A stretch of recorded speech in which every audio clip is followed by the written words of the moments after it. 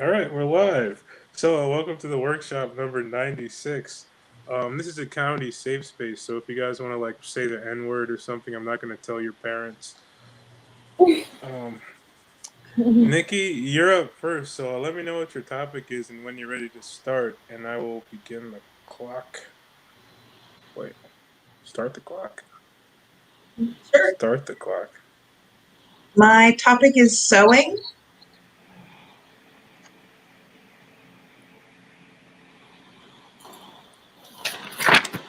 It's time to go, right? If you want to. Okay, just dive right in. Thank you for this opportunity on the workshop. It's awesome.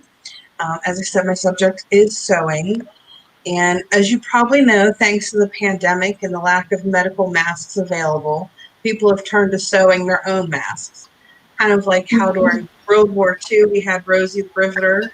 Now all these Rosie the Sewer groups are popping up. And at first, people were sewing masks to donate to medical personnel and for friends and family. But now mask sewing has become its own cottage industry, and people are starting their own Etsy shops as a little side hustle. And I've noticed that on the shops in Etsy, they boast about how their items are from like a pet-free home or smoke-free home, which is good to know if you have allergies. But how about letting us know your items are made in like a COVID-free home? Like, now that's real bragging rights on Etsy. I'm a COVID-free home. Personally, I'm not a great sewer. I inherited my grandmother's sewing machine, but not her ability to sew. I tried to use it, but frankly, I'm just kind of dangerous with the sewing machine. Once I actually almost sewed my finger into the fabric. The end of my sewing career came one day when I was trying to sew, and the machine started moving on its own. Like the needle was going up and down really fast. My foot was nowhere near the pedal. I smelled smoke, and there were sparks started to shoot out of the machine, like literal, actual sparks. And I was completely freaked out. I have no idea what the hell I did for that to happen. However, that's the day that I hung up my sewing hat or whatever sewers have, thimbles maybe. I don't know. Obviously, I'm not a sewer. And I'd like to say that is the only time that I almost set something on fire, but it's not. Like, if you take a moment to think about how many times you personally were involved in like an out of control fire, you said none. That's good. I'm guessing like once, maybe twice is the maximum any person who is not an actual professional firefighter would say they found themselves face first with flames. For me, it's been 5 times. And it's not like any of the stories start with, okay, so I was making a campfire and then it got away from me. Or once when I was at Burning Man, never have I ever started a sentence with, how I'm a pyromaniac, right? Like, literally, I'm afraid of fire. I don't want to have anything to do with it, won't go near it. I won't even light real candles. The battery operated ones make me nervous enough. Yet I managed to start 5 fires while doing things that were completely non fire related and didn't even involve actual flames. There was the sewing machine incident. Once while I was ironing a shirt, and one time I was microwaving a burrito. And so I don't know, like some people are bad with directions, some are klutzy and they fall down a lot. Apparently, I'm an unintentional fire starter. Like, I am banned from visiting a forest. Smokey the Bear won't even let me look at a forest because I might actually start it on fire. Like the fire safety commercials have a picture of me with the big circle and the line through it, and it literally says, "Only you, Nikki, can prevent forest fires by never going to the forest." Right, that's my time. Thanks for listening. Sweet, awesome. You guys have any feedback? Very Yeah. clear. Go ahead, Nina. Sorry. Oh no. I wrote down after your bit when you say like the sparks, you're doing the sewing and all the sparks were happening, and you're like, that's when I learned my true calling. Like I'm an arsonist, or like I'm a mechanic. like, I like that. I'm gonna write that down. And then I was trying to think like of other weird reasons you could start fires, because you have like a perfect set of 3 happening. Like you were saying things like I start fires and there's not even flames involved, and then you say you have this like list, which is very sensible. But now you could create that. You could do 1 and 2, and then your third is kind of like your punch, right? So I was trying to think of like something that's completely ridiculous, like. I'll have to think of one, but like What were something. the examples that you had, Nikki? Ironing a shirt and microwaving a burrito. Yeah. Maybe like the Hindenburg. yeah, exactly. I like it. When someone's trying to land a blimp. Yeah. And since it was about sewing, I was thinking about the Triangle Shirtwaist Factory. Oh yeah. Ah. I like it. Pouring a glass of water. I don't know, something weird. Right? I didn't have a lot on sewing because I'm not really, like, I don't really know much about it. I have tons on fire. Fair enough. I like that. I like that you did that. Only you can stop forest fires instead of like no smoking signs, just like no Vicky signs. Like, I like it.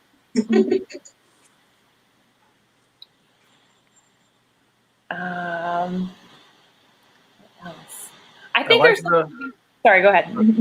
I was going to say, I like the COVID-free home. That's funny. All the other disclaimers, but no one ever mentions that. Definitely, yeah. Definitely keep that and do something with that. That's cool. You can probably get there faster and punch that up. But yeah, I don't have any thoughts on how to do that, but I like that. I thought that was a great way to make it relevant too. Like sewing, you went to like the masks, because I think there's a lot there. Because even I was reading up that I think Jennifer Lopez is coming out with her own like shtick on masks, like with like friggin' like gems and fucking things. Like you got to make fun of the fact that this is now the new accessory. I like it. So maybe yours is like, I don't know, flame masks. Right? I saw someone, they had one of the face shields, and it was like all bejeweled. It was for a bride for her wedding day. You may now. I mean, it's like really a thing. Like making these like fancy masks. It's like 6 months ago, who knew that like you could, become a millionaire making goofy masks. Yeah, I really like the connection of the masks to the like the Victory Gardens, and I wonder if you could get some mileage out of contrasting those two. Because one thing I noticed that was a little different was that you mentioned people are making money off the masks, which I feel like they probably weren't doing with their vegetables during World War II. Right. You could poke some fun at, get cynical about, we're turning it into a money-making scheme this time. Yes. Or point out that we have to, because we're unlike in the 40s. Everybody's broke. Yeah. If you want produce, you got to grow your own. Yeah. Or maybe the fact that you can't sew can be another premise too. It's like I can't sew, so I'm trying to make my own masks, and then come up with like shady ways of making your own masks. Yeah, that's great. That's really good. Safety pins. I'm like, yes, safety pins. I say you reap what you sow. I do not reap. Maybe you're using vegetables from your garden and just shoving a cucumber in your mouth or something. I don't know.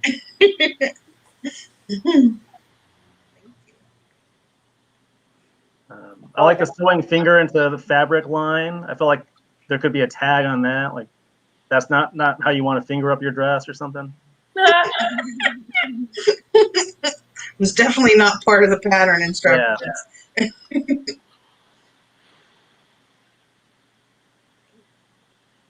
Yeah. Helene, do you have anything? Yeah, it said with the mask, like because she's not a good sewer, seamstress, or she started the sewing machine on fire, she could just use safety. She could put like a diaper or a yarmulke or a bra up here. That's one of the jokes I had. And then you could use safety pins. If it's a yarmulke, you know, put a rubber band around and with safety pins, not a rubber band, but like ribbon. And then the bra, if it's a big cup, you could use it and then put the strap around. All because you're not a seamstress and you set the sewing machine on fire and you want to make masks. I like it. Thank you. But I really like the absurdity of being afraid of candles. Yeah. You should play with that. Just some innocuous situation where candles are involved and you being completely terrified in that situation. Oh, I just Birthday remembered. party. That's number 6. I set my wall on fire once from a candle. I forgot all about that one.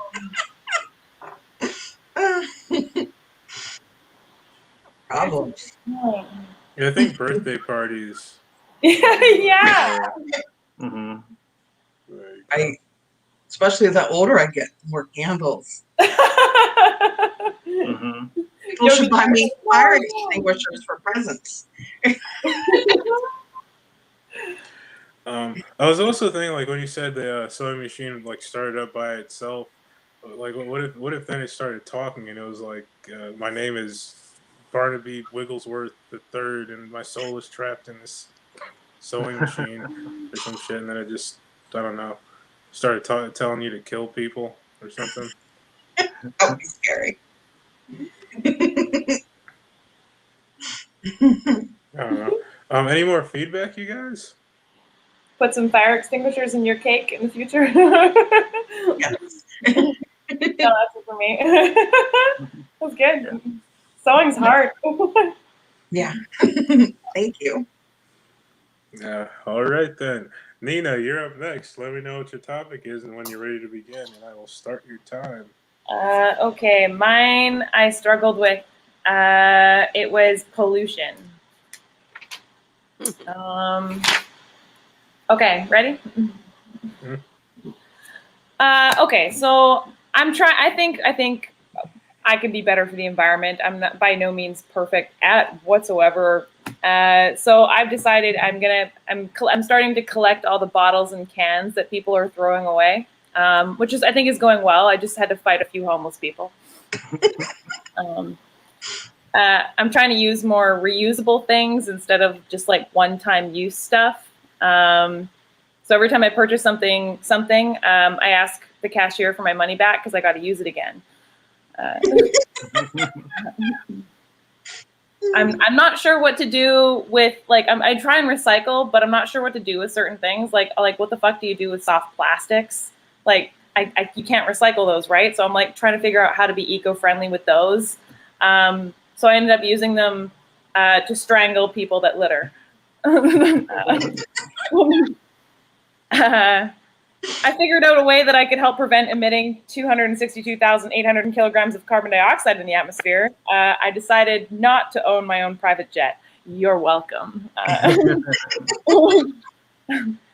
I keep forgetting to bring my reusable tote bags to the grocery store, which makes me feel terrible. Like, I mean, I stole so many, you'd think I'd remember to bring one. Like, I hate food waste. That's one thing I'm really avid about, actually. I hate food waste. I can't stand it. It's awful. But, you know, who likes the smell of compost? I see we're starting to get creative with straws. I don't know about you guys, but in Canada, you can't have plastic ones anymore. So we have like paper ones, we have glass ones, we even have straws made out of pasta. Like I nearly gave myself a hernia trying to suck on an angel hair, but I personally still prefer plastic. So I'm just using the same one for like 4 years. It's fine. Oh yeah, and speaking of reusable things, there's reusable utensils that you can buy now, which I have, but I keep forgetting to clean. So it's like they grow a whole new meal every fucking 2 weeks. And like that shit's heavy, right? Like, cause you have like reusable metal cutlery, you have reusable glass straws, you have reusable glass containers. Like that shit's heavy to carry, but like, you know, whatever, I'll just drive.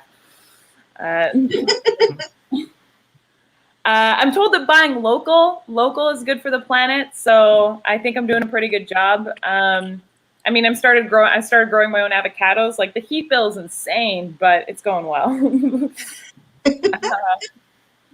It's so stupid, but thank you for laughing, Nikki. They say the best way to help the environment is to stop eating meat. And I'm not perfect. I'll do that because recycling is too much work. In BC, this is true. It was said that the most common trash that they're finding in streets is cigarette butts.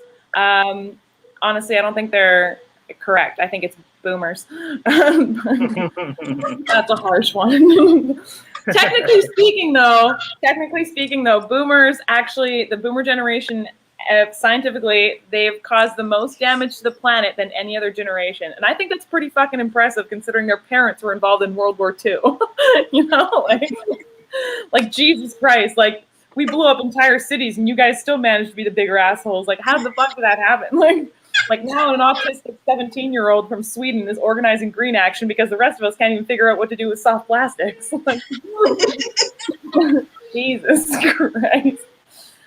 And then here's something new. I don't know if you guys have this in the States, but they're finding in Canada that everyone's littering. Like there's masks and gloves now. Like that is the most common litter. There's like tons and tons of masks and gloves. And I'm thinking like, what asshole is like coming out of the grocery store going like, well, that's enough PPE for me today? Like, makes sense to you? Like, and then I'm just thinking, like, is it just whatever stuff that we have in plenty that humans just will litter it, like anything that can multiply? Because then that actually made me excited to read the next news article below it, which apparently there's a surge in sex doll sales. So now I'm just wondering, we're going to have some really excited looking litter. Anyway. Anyway, I get a little frustrated though, because I know there's a lot of pressure on individuals to be environmentally friendly when I know that like businesses can do like so much more. They make the slightest change and then like there could be a vast more amount of difference that the world would experience. So like, for example, like you go to a grocery store here, you go to Safeway, or whatever you guys, do you have Safeways? Do you guys have Safeways? Mm-hmm. Yeah, okay, great. You go to a Safeway, right? And you forget your tote bag. And if you forget your tote bag up here, they kind of like shame you. Where it's like, you guys literally send us like a fucking phone book of flyers every week. Like there's no coupons in there. It's just reminders of that you sell food. Like you're sure, maybe you're telling us what's on sale, but you know what, how, like, is this like a public service? Like you're doing this for the elderly? They have like a little map they can go around instead of just, you know, going to the store and I don't know, looking around. Seems ridiculous. And then we have like backwards assholes that like the guy, sorry, okay, I see the light. Should I stop now? Sorry. Okay, yeah, sweet. Awesome. That was a great 6 minutes of comedy. Yay. I thought I'd be under. You guys have any feedback? That was good, man. You wrote a lot. Oh God, I've been plugging away at this for a week because I'm like, I can't think of pollutions. Like, I have like association lists and fucking. Fantastic. Yeah, nice. I have feedback. Hit me. Okay, I like when you said the boomers, you know, like they're laying around the street dead, and then the young little teenage girl has more sense than my entire generation. That was funny. Okay. Yes, for Greta.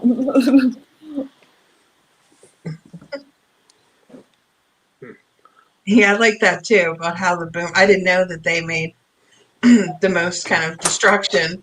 And then, yeah, like their parents, like, literally are blowing up the world, but boomers outdid them. That's impressive. Okay. And I really like the fighting the homeless. It's so wrong. And for you're saying about people littering things that they accumulate, and there's all these sales for sex dolls right now. Maybe like tie that in, like because they're plastic. Like, are they recyclable? Oh Yeah. yeah. Fun fact: Nazis invented sex dolls. That's a fact that's going around now.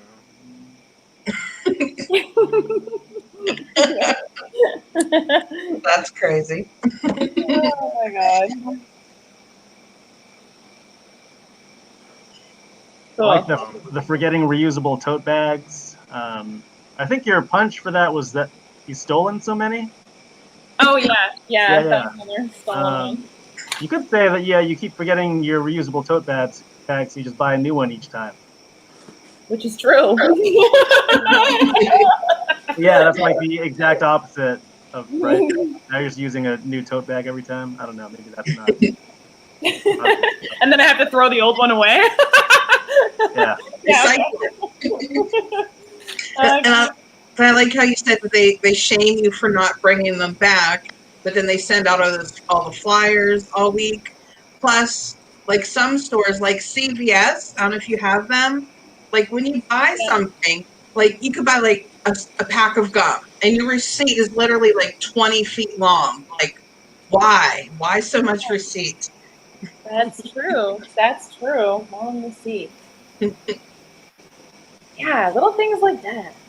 Yeah, like Mitch Hedberg, he would lose it. Like he was freaking out when they went to give him a receipt for a donut. He would not be down with the CVS receipt at all. Entire forest for a pen. I love the utensils growing a new meal. That's hilarious. That was good. Yeah. I was thinking about the glass straw because I've never heard about glass straws. I'd heard about the metal ones, but I didn't know they were using glass. And I was thinking, like, if you get pulled over with a glass straw, or no, you get pulled over with a crack pipe, you'd be like, oh, no, Yeah, probably not. I'm just trying to save the planet, man. Yeah. That would be funny, looking all like cracked out. Like, no, it's for my soda. I'm just drinking a soda. I'm not smoking crack. It's just a smoky cola.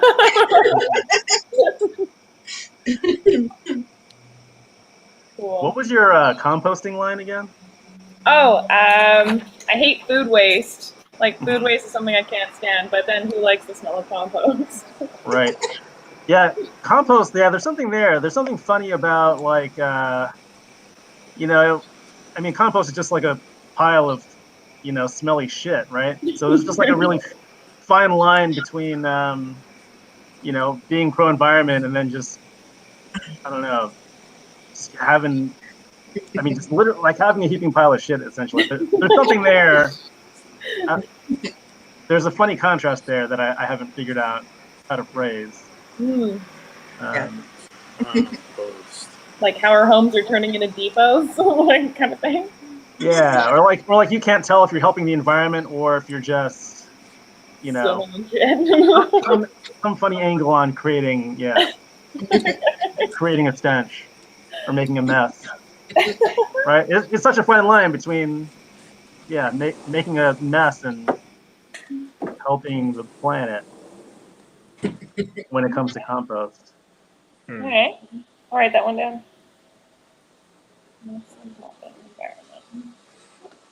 Cool. I was thinking like compost Malone, but Crop compost circles. Oh, and I liked how I'm guessing you're using grow lights to grow avocado trees. Yeah, that's right. I probably say that. It's really funny. yeah, the fucking grow lights and the glass straws. Am I helping the environment or starting a business? I don't know. I really like the strangling people that litter part. Yeah. That's good. The other funny thing about that is like it's one less person. I mean, they're bad, but also it's one less like mouth to feed or whatever. You even have like a tag. It's like strangling people that litter, or anyone really. One fewer mouth to feed. This is true. or some tag like One that. less Hummer on the road. Right, yeah, Hey, it'd be like, Yeah. hey, now you know how those fucking seagulls feel, you piece of shit. Thank you.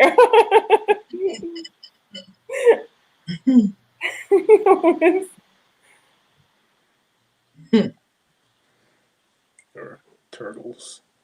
Whatever. Cool. Any more feedback, you guys? That was Cool. great. Thanks, guys. Good, it was great. Okay, we're gonna move on. We're gonna move on to Helene. So let Thank me you, know when thank you're you. ready to. I'm Let me know what ready. your topic is. I'm ready. My Sweet. topic is vampires and being Jewish and being 70 years old. I think about the moil that gives a young baby, a newborn boy, a circumcision, and he sucks the blood out of. I know this is graphic, but it's but medium. He sucks the blood out of the boy's penis, and that's what a moil does. He's a rabbi, and he's. I want to use the word surgeon. I hope to God he is, and I think it's being Jewish, and I know they do that. The Orthodox Jewish moils suck the blood out of the baby, so that's what I thought of when I had the subject of vampires. Sorry if you're eating your dinner right now, but that's what I thought of to be humorous. And I don't know terribly much about vampires. Some people study them and they know about the books and the literature and all the history, but I just have the page up from Wikipedia right in front of me. But I thought of something funny. You know, I have this beetle room because I am a, what do you call us? What do you call us again? Boomer? You know what they call my generation? Yeah, baby boomer. I don't use the term too often, but I have this beetle room because I'm a Beatles fanatic. I have a beetle room. So then I said, well, why don't you talk about um, the Beatles in a vampire movie or something crazy like that to make the people laugh? Since you're in the beetle room and yet you don't know much about vampires, so you know, could you imagine if one of the Beatle movies, which you might not be familiar with, like Help or Hard Day's Night, had the Beatles confronting a vampire the way you have Three Stooges movies with and other old time, not old time, but old movies in the 50s with um, characters or horror figures. So, like, you know, Ringo in one of the movies, Ringo walked away like feeling sorry for himself. And the movie that boy was playing, and then the other movie, Ringo had a ring on his finger that was very mystical in India, and they had to almost chop his finger off to get the ring. Well, what if the vampire came and he was after Ringo or something crazy like that? Is my time up yet? So, You have 45 seconds to 3 minutes. oh, that's pretty good. I'm surviving. So I was just thinking about the vampires. Now, there was a movie, of course, the novel, the famous novel in 1897, the Dracula novel by Bram Stoker. That wasn't a joke. I'm I know, looking I'm at just the. laughing. No, I'm glad. Funny. What I said to be funny wasn't funny, but what I'm just reading from friggin' Wikipedia is hysterical all of a sudden. Fine with me. Maybe they'll invite me back if somebody laughs. So anyway, that's how much Lane Wood knows about vampires. And unlike some of you, I didn't do my research. I forgot my homework until I came to the StreamYard and I said, oh yeah, you have an assignment. And I saw that Scott gave me vampires. So I was winging it best I can till my time is up. Okay, sweet. You made it. Yeah, thanks. Okay. So now should I do my thank you. Should I do my routine of my Uh, comedy? Okay, now so what? That comes later, right? Oh, yeah. you kidding? So when Nikki said that she was with the fire after the seamstress, I thought that was her routine. Oh, I'm sorry. No, No, I that's just fine. tacked it on because I ran out of sewing stuff. I just kind of went with the fire part. After it started on fire, I thought that at first, and I said, "Oh, that just must be her comedy." And then I wondered about Nina. I said, "Wait a minute, she's still doing pollution." So this all makes sense now. Okay, so I survived that part. Now it's EJ's turn, right? Oh, you need feedback. Feedback. Feedback. I was confused about that too, Helene. I thought Nikki might have done her other bit after the sewing bit. So that wasn't just you yet. Okay. You guys, do you guys have any feedback? Did you say you winged that, Helene? I didn't wing the moil bit about the moil, but I winged when I sat here, I said, oh, I'm in a Beatle room, so let's just think. And I didn't think of it till it came out of my mouth about Ringo and the Beatle movie. Yeah. Yeah. Well, I'll never mind. You can say it. Nah, oh well. If it's insulting, I can take it. No, it wasn't. It was about the Beatles and then not thinking about it until it came out. Well, You can say it. no. What's the interview process like for becoming a Moyle though? Like, what are they? They're like, yeah, we need to watch you. You got to prove That's you can funny. suck the blood out of a baby stick. That is funny. God. But here's a doll. What's the interview process? His father was a moil before him, and his grandfather before him. Hmm. There's something made funny that- there. I didn't know that was a thing. Like, is it like other shit where you have to like practice on a cadaver? Oh.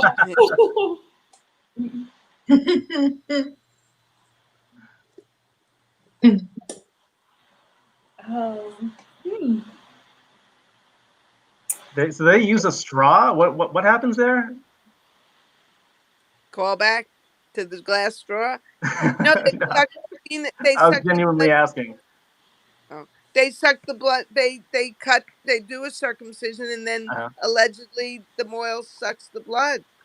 Uh-huh. It seems a little perverse to me, but Yeah. It's not just you. to the religion, I didn't create it. Yeah, it's funny. The vampire theme seemed like that was actually the perfect punchline when you're like, I want to use the word surgeon. Instead, I'll just say vampire. Moil. Yeah, that was funny. Yeah. He's a rabbi. He's a rabbi, but he happens to do circumcision, so he's a moil.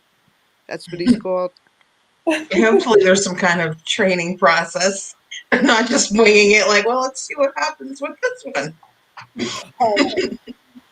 They probably invented that the sucking part to cover the tracks. You know, someone probably Oh. shit! It's like, no, this is part of the process. How do you, besides the training, the question would be, how do you decide I want to be a moil and do this every day of my life for 50 years?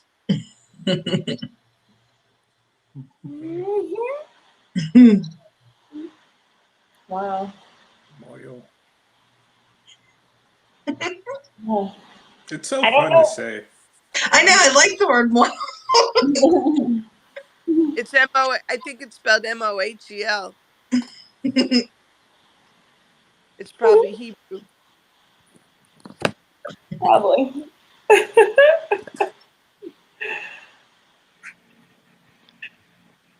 Yeah, it's Mohel. A Jew trained in the practice of Brit Milah, the covenant of circumcision. Okay, so there is some kind of training, not just like a pamphlet or whatever. A pamphlet, that's funny. Boy, you just forgot that my subject was vampires, and you're moving right into the moil discussion. Well, that was like because I'm picturing like a show like Iron Chef or something, but it's for Moyles. They're all seeing they like That's funny. they can like flip knives and shit like a hibachi or something. And just like The Royal Maybe Moil. There's one in Great Neck called the Royal Moil. Oh my god. What happens afterwards? Do people like hang out and have like drinks and Oh food and yeah, it's a big deal. You get food and everything. stuff? Yeah, they've made it into a big deal party. Yeah. I'm just having What the if funniest they image of the cry? Moyle hanging out afterwards, and he's got like blood on his. Oh. you're like, do they That's spit it what you out? Or- It'd be weird if they I'm did. gonna ask somebody orthodox some of these questions, but I'm gonna say it's for you. You wanted to know. I'm imagining, yeah, they're like, they're drinking the blood, and they say, "Can you hand me some crackers?" Yeah, but how did they stop the baby from peeing? Because what if the baby just starts pissing? I feel like that would happen a lot. It's a good point, bringing up the most disgusting but interesting questions. Is there like something around like, oh God, I had to drink the blood of, oh Christ. That's funny. Very funny. I like how Helene's giving us a hard time for focusing on the Moyle as if she was the one who brought this up. Yeah. Oh, no, I think we're I all mean, gonna you really get. can't bring that up and like let us to just gloss over it. Like that was some serious knowledge you just dropped on us. Mm-hmm. I don't Now I think have I'll to ever go get up that to my visual out. I have to go up to my Hasidic rabbi and now like ask these questions, and he'll say, "Why the curiosity?" Oh, my comedy class asked me. It'd be more disturbing if there was not curiosity. Right. I'm asking for a Yes, friend. I can You know go that to a dick. expression, Fun. asking for a friend. That's just a Wednesday. I don't know. He'll never believe you.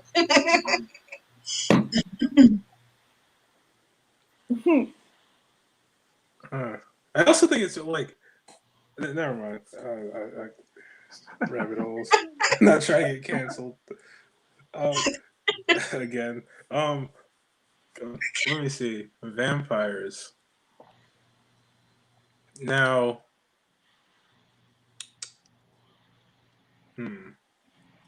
Vampires.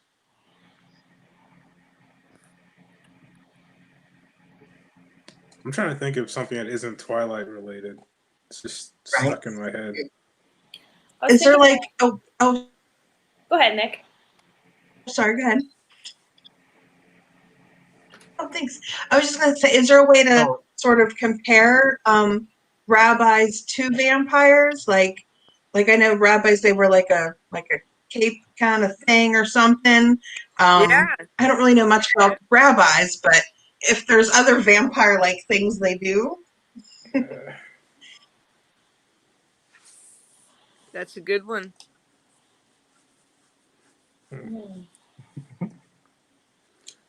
I see. There's also like modern culture we use, like we throw around the phrase energy vampires. Like, oh, this person's such an energy vampire. I don't know. I always feel like that's such a eye-rolling thing to say. I've never heard anyone say that. Oh, it's in the white girl circle. We're just like, we don't like someone. It's like, oh, she's such an energy vampire. And it's like, oh, God. I thought you said N-word G vampire. Which happens to be There my could be a cousin's connection name. with bats and COVID. This is true. But yeah, what was the Wuhan bat eating? It was a vampire. It was actually eating foreskins.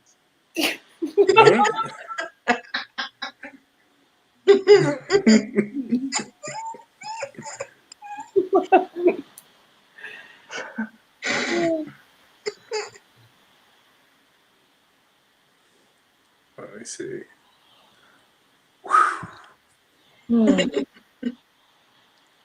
Foreskin.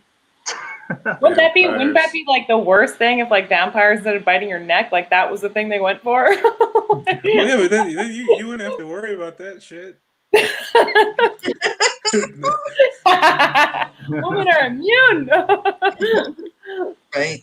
Yeah, but imagine how Finally it disappointed works they'd to our be. advantage. Like, but imagine like how disappointed they'd be if like it was like a trans person. They'd be like, "God damn it! thought there was a juicy foreskin in there. It turned out vagina."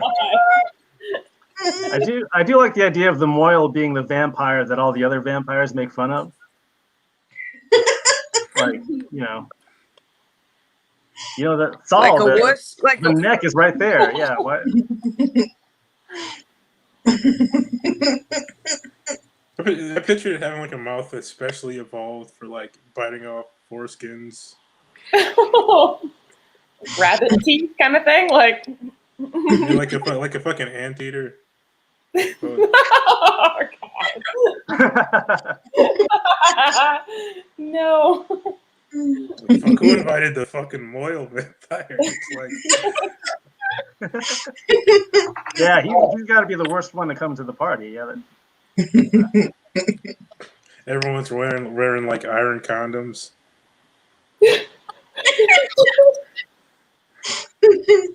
Oh. Any more feedback, you guys? I got nothing. I've made everyone sick to their stomach. Okay, feeling pretty thirsty myself. Yeah. All right, EJ, you're up next. Let me know what your topic is and when you're ready to begin. All right. Yeah. Apologies again for the lack of preparation. If I do this again, I'll actually have stuff and be somewhat funny. But I have arranged marriages, and I'm ready to start now. So it's funny actually that my topic is arranged marriages because a lot of people don't know this, but my marriage was arranged by my wife. Yeah, she orchestrated our entire relationship. Yeah, guys proposing in movies are always so unsure. I'm like, did she not threaten you into doing this? We did a lot in our marriage. We moved to North Carolina, bought a horse, everything I never dreamed of. Incidentally, my wife also arranged our divorce, which was tough. You know, I'm a man of my word, and I vowed always to provide my wife with the very best, which is why she's now with Kevin.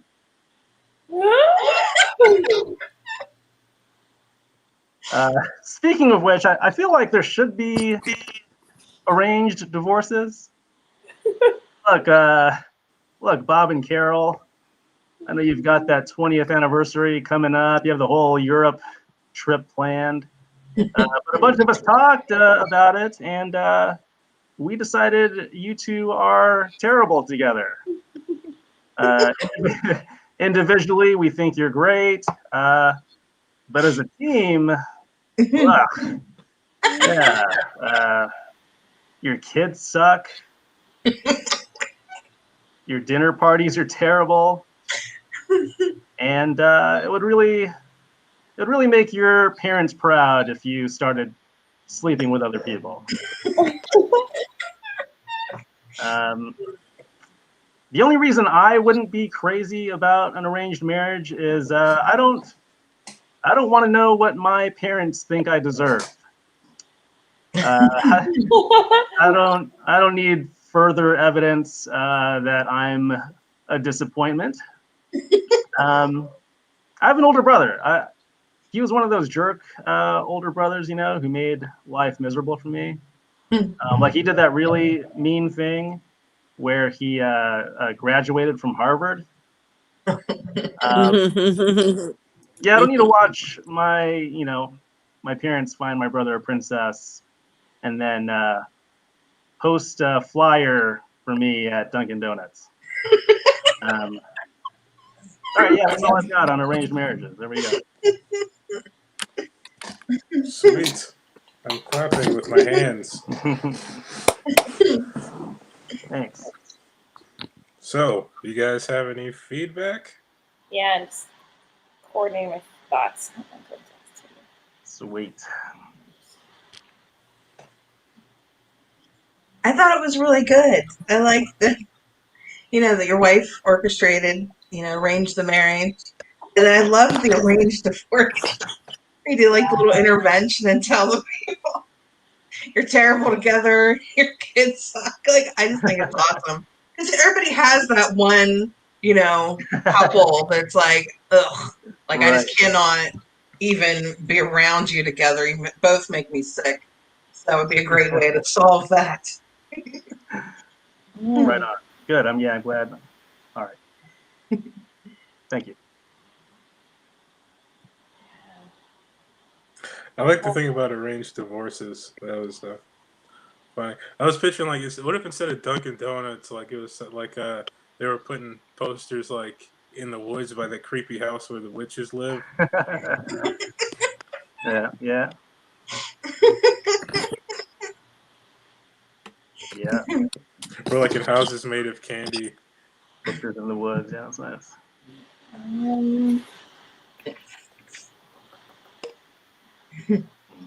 You never Wait, thought of an arranged marriage like that, that it, it's like what your parents think you deserve. So like, yeah, like they brought your husband like this amazing person, and for you, like just that would be devastating. Like seriously, like what? Like, this is what I Yeah. could get? Like I'm a That concern two or came from what? a real place. Yeah. Yeah.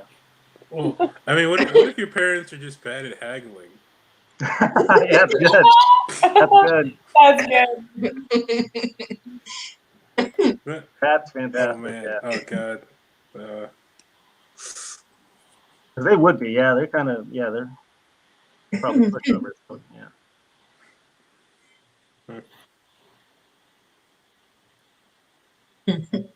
Yeah, I'm trying to think of like more stuff for arranged divorces because I think that's such a great angle. Like, like especially, I feel like that your premise was like the miserable couples, right? Like the couples that are not even happy together. It's like you're miserably ever after or Yeah. whatever. Like you. Yeah. Okay, Yeah, keep like going. so it's like you're telling the couple, it's like I was trying to write like something like, at this point you guys are so miserable together, like Oh. I know they said until death do you part, well now we're all hoping for death. Like, over. Like Yeah. or if there's like other wedding things that we could riff off of, but like angle it to divorce. Yeah. Like instead of exchanging rings, you could exchange like fucking throws. I don't know. That's funny. It could go either way. It could be the miserable couples, or it could be targeted at like the obnoxiously perfect couple. This is true. I think that was what Nikki was implying. Was that what you were implying, Nikki? With like it was absurdly happy. No, I was thinking of the It's horrible annoying, ones, right? but yeah, it would be. It's annoying for like the perfect ones too. Yeah. I agree. Man, you guys are mean. God, what's wrong Right? with you people? And then maybe like part of the divorce like ritual is that they give you the wedding present that you got them back. They give it back to you. That's a good. Yeah, what would that ritual look like? That's really good. Yeah. The registry is a gun registry. Oh man. I think that's a good bit too, that premise that you're like your wife arranged everything. Like I feel like Yeah. that's rich material. Yeah, you That's should funny, drill 'cause down more. my wife and I split last year, and I've been trying to think of a funny angle on, because she really was the main driver of like us getting together and getting married, and then also was the one who wanted to split. And then today I'm like, arrange. Oh shit, she arranged the marriage and the divorce. Oh, this is perfect. Yeah. Yeah. You should drill down more on the horse, the getting the horse. I was like, a horse? Oh my god. Yeah, we gotta. Yeah. Because that's like a big like responsibility and deal to like be dragged. I mean, some people Yes. don't even want a cat, and it's a freaking horse, We did and get they a live horse, for like ever. and we had no business getting a horse because that is pricey, boy. Yeah. Yeah, Blake, couldn't you just be interested in like jewelry or something that takes care of itself? Yeah, exactly. First anniversary, it's paper, motherfucker. Jesus Yeah, let me look this up. I'm pretty sure. How did you fuck that up? Horse comes later. Yeah, but what if you had to split the horse? Yeah, I'll take the back half. Like, why do you want the back half? Like, Right. you just You like get- run off. You each get like 500 bottles of Elmer glue. Oh my god. Oh my god. Oh.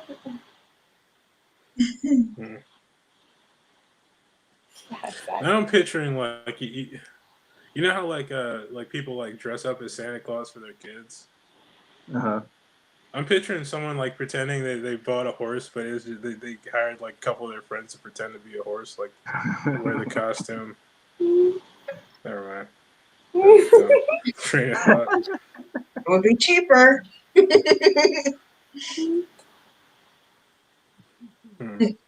I was trying to see if Happened to Helene. yeah, like, oh, she's back. Okay, phew. I was beginning to Okay. worry. Hey, Helene. I fell out and I couldn't get back. Oh boy. Sounds like a setup. Let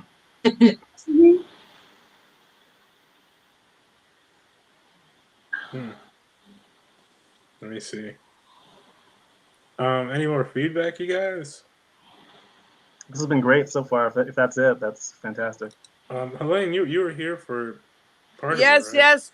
It was very good and very creative. And you said you were winging it, but I'm going to ask you the same question you asked me.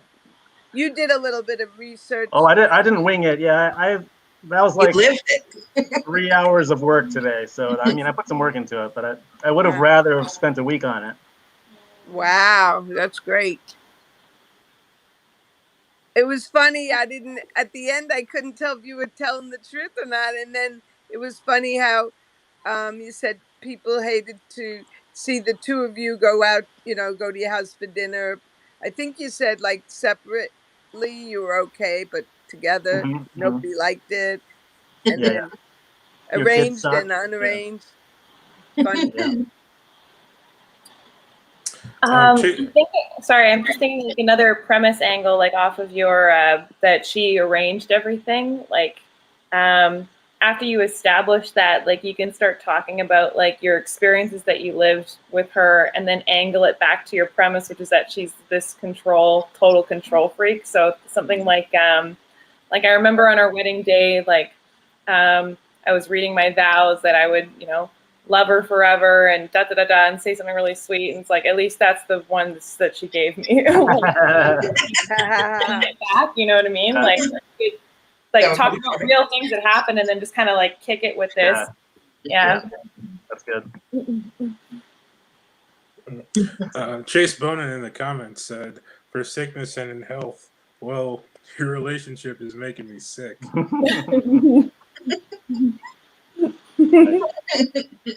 We had marriage counseling or something, and it's like it was just me in the room. I don't know. She sent me to marriage counseling. Yeah. Right. Or what if like for the arranged divorce you went to like a psychic?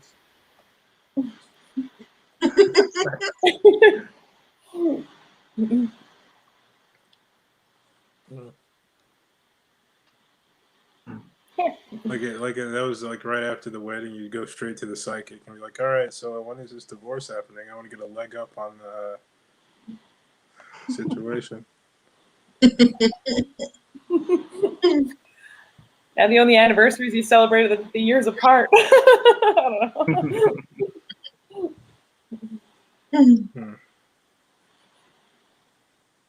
You could talk about how she dominated, like even in sex, it was never spontaneous because she had to always say when it was going to happen. She was dominating you.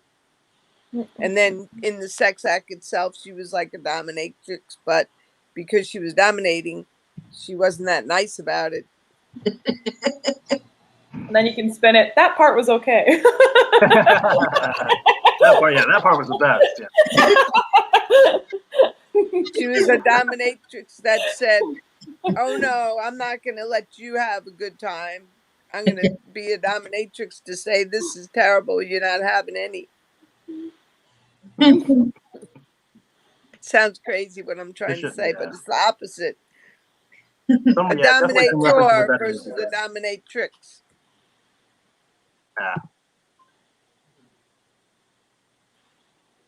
Cool.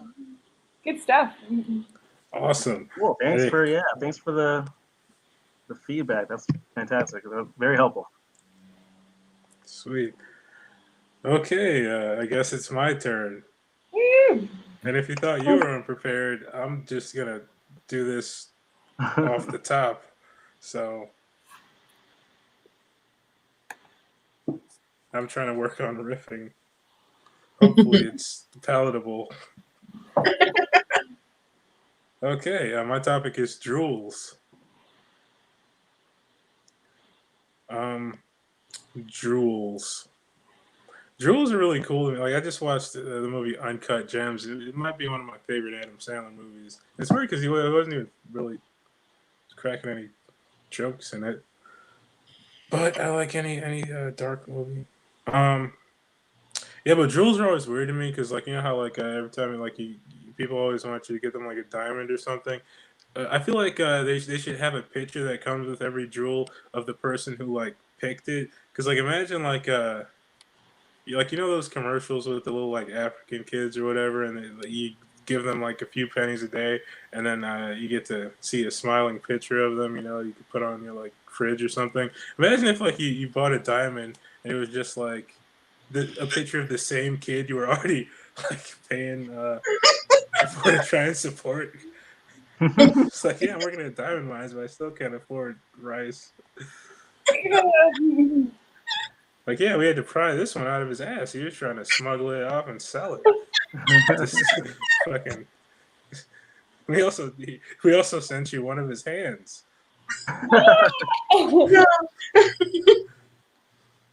That'll teach him a lesson. But anyway, like yeah, like drools are like.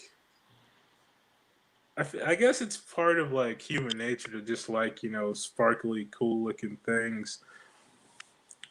But that's kind of why like if sex robots become like a real thing, I would want mine to be like chrome dipped. You know, it would just like be all like metallic looking and shiny and shit, and the glare would be like reflecting the sunlight out of my window and like starting small fires in the grass.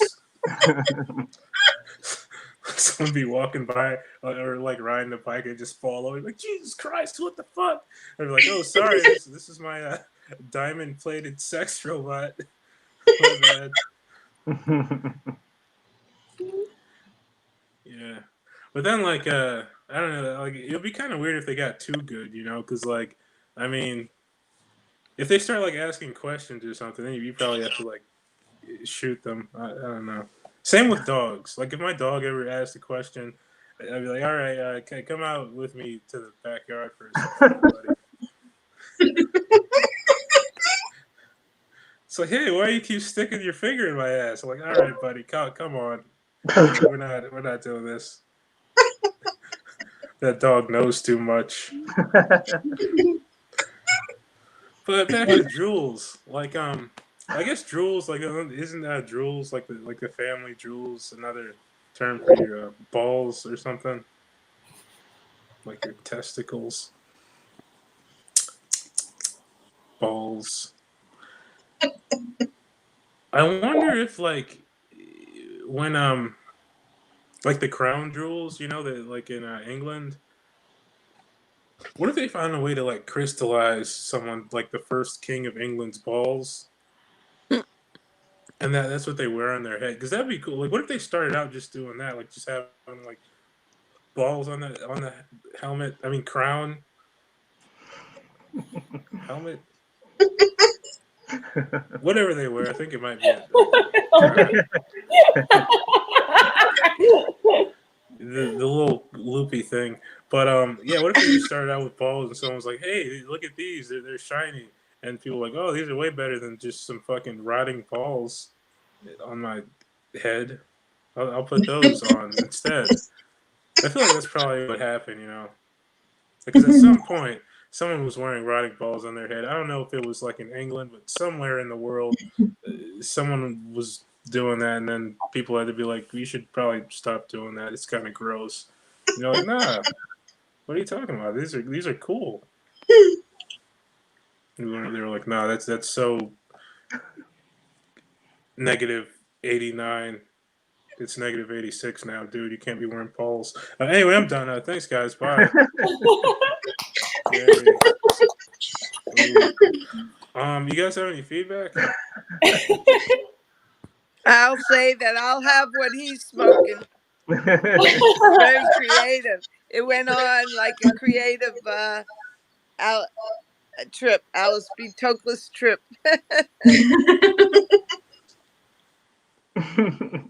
Your mind goes such cool places. Like I like you. I mean, you touched on this sort of idea that like wrote it down as like some things probably shouldn't have jewels. Like you like sex dolls. Like you're like like I was just thinking of like other things that are ridiculous that you could put jewels on that like are completely unnecessary. Like sex dolls, sex toys. Like that would hurt. Like, diamond studded fucking like I don't know. The absurdity of what things that are people choose to put jewels on. I don't know. I thought that was really funny. And then I laughed at just having you say helmet for the family crown. I just picture this like autistic like royal family member. I'm sorry. That's terrible. Yeah, that was a lot of fun. You create a lot of funny images. I just like the little details of like starting the fires in the yard. Yeah, that's good stuff. Yeah, I like how you said about the kid that you sponsor, send a couple dollars a month, and then he's also like working in this diamond mine. And it was terrible, but the sending, they like send letters or pictures of him, and how they sent his hand because he stole the diamond. It was terrible, but very funny. And very poignant. I think the crown jewels is all three, not just the testicles. Nice to know. Oh, it's all three? I think so, because I know another comic who talks about the crown jewels, and I got the impression it's the whole area, but we could Google that when we Google the Moyle and Crane. We're learning so much tonight. Yeah, it's like shoving school. jewels up your ass. I mean, except with no risk of contracting a deadly virus. I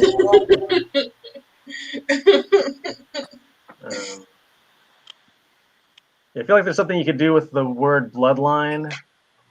I don't know. Like, oh, yeah, you're just supposed to wipe that with a handkerchief.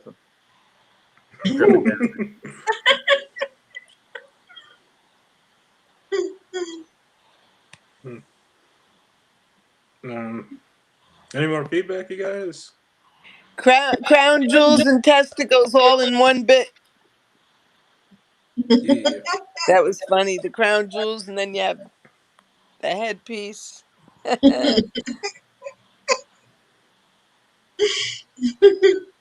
all I got. Sweet. All right, we're gonna bring it back around. Are we in the same order we were in before? I'm trying to see. Yeah. Whatever. Okay, Nikki, you're up first. This time you're gonna do 3 to 5 minutes of whatever you want to say. So let me know when you're ready to begin, and I will start your time. Okay, I'm ready.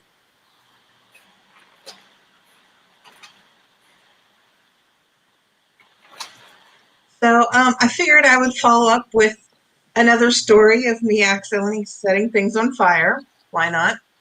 So I would like to say that in the face of an emergency, I would like to think that I'm one of those people that would like just jump in and take action and start saving lives. Most people don't really know if you're that person until you're like tested with emergency, and usually few people are presented with a life and death situation, like a terrorist attack or whatever horrible thing happening to figure out, like, am I that person? Well, I know because I've been tested many times and I've failed many times. A few years ago, my car wouldn't start. And it's always like this innocuous thing, So my car wouldn't start and my friend was there. So we decided to use her car to jumpstart my car. And so I grabbed the jumper cables out of my trunk, and I hook them up to my battery. So we go over to her car and her battery wasn't marked with which side was positive or negative that we could see anyway. So we figured since on my battery the left side was positive, that on her battery the left side would be positive too. And we, hook up the cables. So that day I learned 3 truths about myself and the world in general. Truth number 1 is that car batteries are not universal. And I now know this because truth number 2, when you improperly hook up cars to jumper cables, sparks start to shoot out. When this started happening, I was just completely immobilized like a deer in headlights. I didn't know what to do. I'm afraid of fire. So I was kind of intermittently looking at, the sparks shooting out of my car. Then I look at my friend. I figured, she's older. She'll do something, And after the fact, I was informed that what I was actually doing the whole time was I was repeatedly screaming at the top of my lungs, do something! To just, I don't know, anybody. Thankfully, I managed to at least do that because my friend apparently is equally as useless as me. And just like out of a movie, a neighbor comes running across the street, rips off his shirt, and he used them to remove the melting and now on fire jumper cables from my car. It was just like, I couldn't believe it. I was amazed.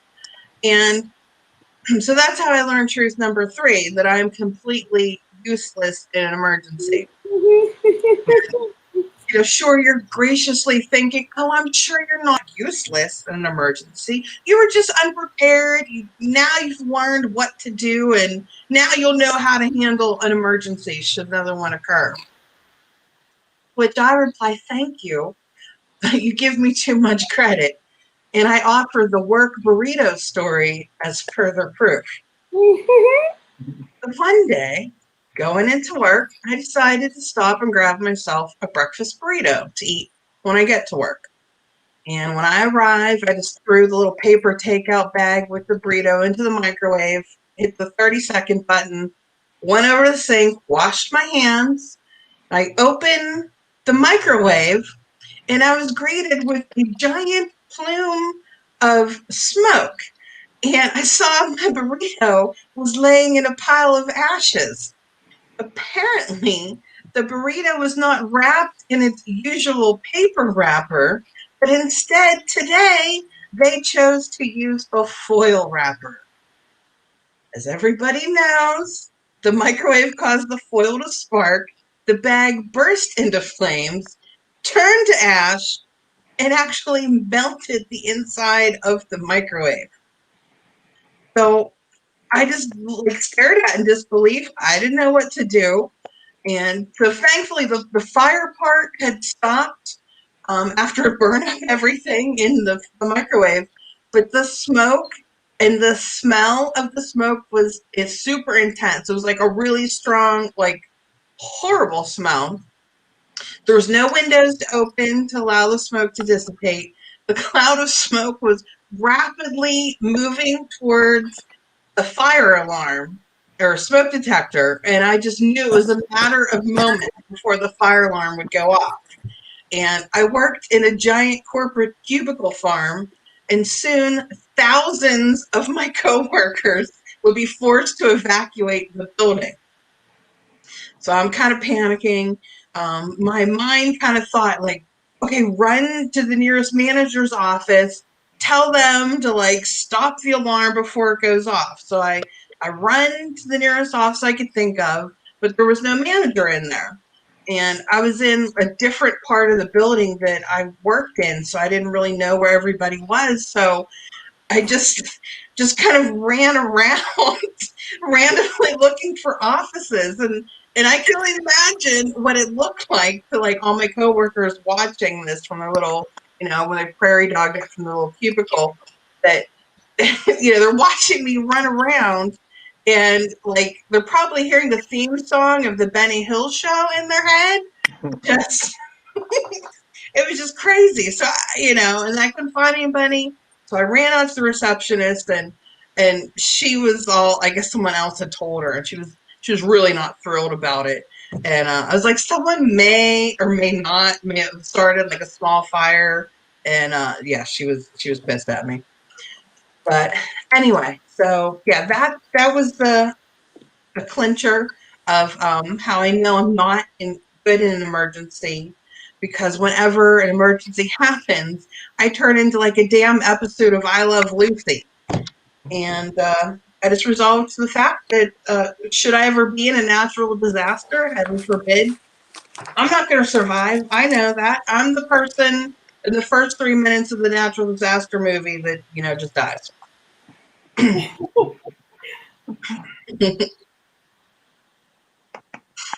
Perfect.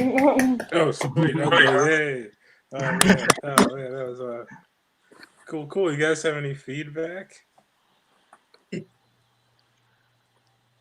Another fire story, another spark fire story. 2, yeah. I have too many of them. Great to have a theme. Okay, I'll start with your universal truths. You've got another perfect chance to do a 3 setup if you wanted. Universal truth number 1: did you know that things are not universal? Like, that was great. Universal truth number 2: you say your thing. Universal truth number 3: and you can put anything you want here. Like, did you know that jumper cables melt? Did you know that you could cook a small child, like a small fucking wiener dog, over your fucking head? Like, anything bonkers would be kind of fun, like that you can twist it. I'm sure Bilal can give you something. And then your burrito story, I wrote down, like, after you were saying things like, after you describe what happened, like, I mean, it was a pile of ash, like it was wrapped in aluminum foil, burst into flames. I looked at it and it was incinerated. Still didn't taste too bad. Stupid. That's funny. I actually tried to eat it. It was disgusting. I love that you tried. I love that you tried. I just figured it was like extra cooked, right? But no. Did you actually try to eat it? Yes. Yeah. You're so awesome. I love you for that. I was thinking along similar lines as Nina, of like having a line in there. But my thought was, list out all the things that happened to it, and the tag be, which made it really hard to eat. Yeah. That's an easy one. And then you described, like, that there was so much smoke in your house. Like, there was so much smoke. It was like everywhere. It was like being in my college years again. And then I thought another tag, or at least a line punch, after you described, like, and then the employees had to evacuate. My manager was pissed. Anyway, unemployment's been fun. Yeah, that's all I got. I like it. Thank you. You could definitely poke fun at first off, they're 2 very funny stories. Mm-hmm. So yeah, you can just kind of go through and just find, like, every line, just think of ways you could tag it or punch it up.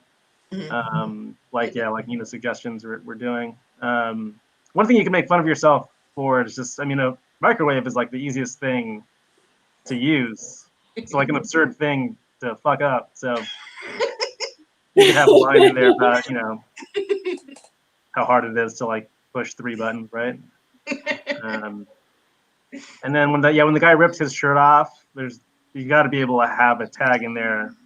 And that this man came over, and I know maybe he wasn't, like, super attractive, but he can be for the joke. Like, he ripped his shirt off, and if as if that wasn't helpful enough, he also helped us with, I like it.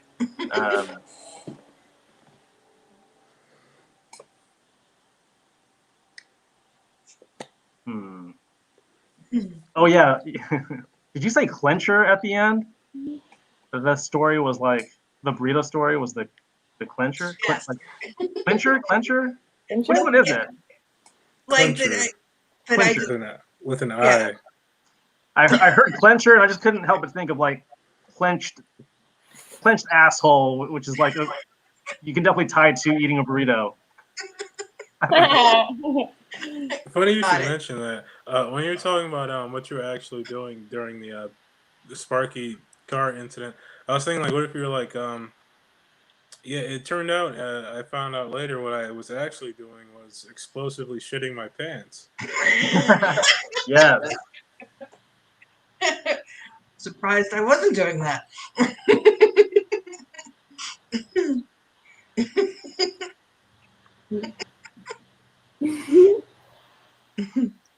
I appreciate that you always go there.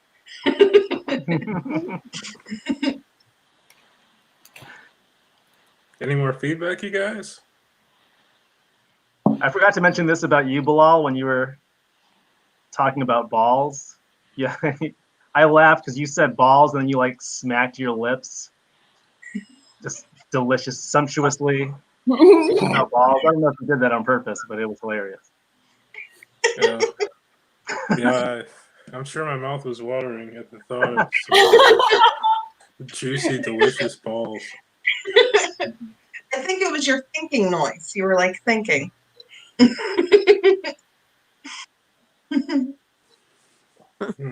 Any more feedback, you guys?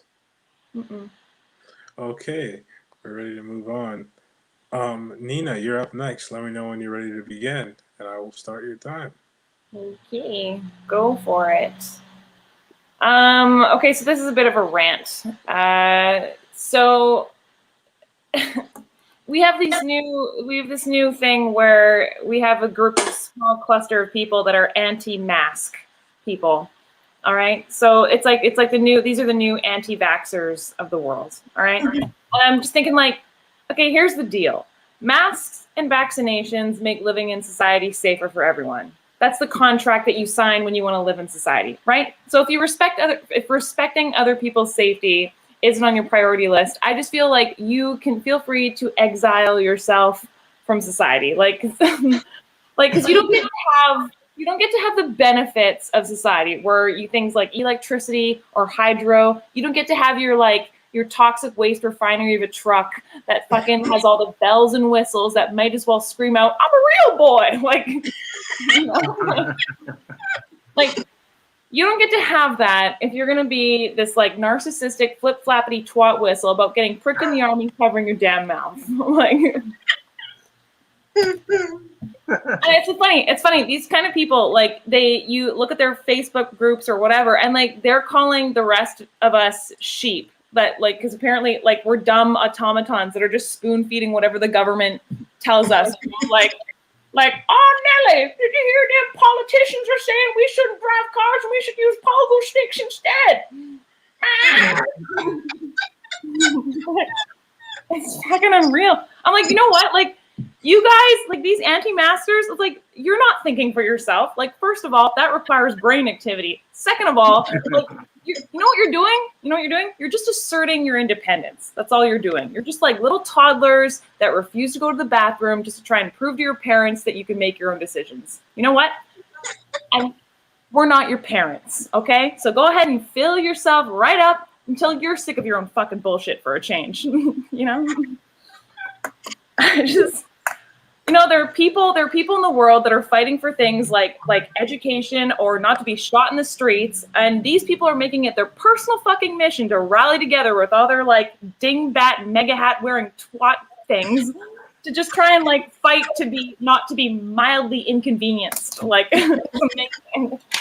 I'm like, why not just go full out? Why not go march down your downtown street, you know, and fight for like better Wi-Fi, like, or why don't you just chain yourself to a goddamn tree about, you know, less lineups? In fact, go stand in front of a tank to fight for, I don't know, like easier login passwords. So we have a good reason to run you the fuck over so we can get on with our day and work towards some actual progress. That's all for me. Okay, sweet. Yay. You guys have any feedback? Yeah, I have feedback.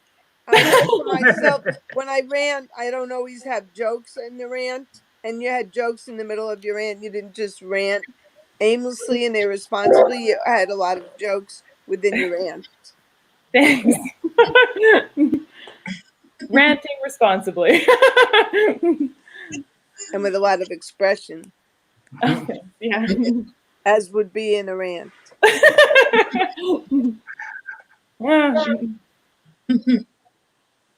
Yeah, the anger come through. Yeah.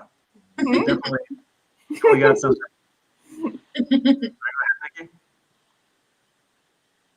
Yeah. It was really good. I liked they were saying that they should just they want to rally about something like better Wi-Fi or something. Like just to kind of prove like how silly they're being. Yeah, I was trying to think of other things that like mildly inconvenience you. So if you guys can think of other things that are just stupid little everyday things that are kind of annoying, those are great. You know, Yeah, like, So, you talking like about the ice kids? cream truck man, the ice cream jingle. right. Yeah. Did you say having kids below? Yeah, I was joking. Kids are awesome, Yeah. but not too awesome. I was thinking, like, Waiting what out if? a track. Oh, go ahead.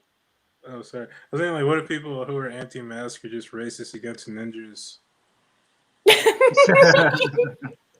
Yes. Racist against who? Ninjas.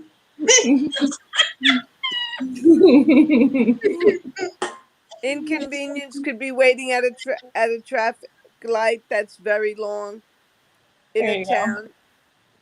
Thank you. People that don't return their shopping carts to the little cart corral. There you go. That's exactly. When Being your being sneakers get dirty, maybe from the rain, or just you realize they had a stain on them. being stabbed in a non-vital organ. Oh God. Jesus Christ. That's a minor inconvenience in Detroit. That's its own joke path. Oh my God.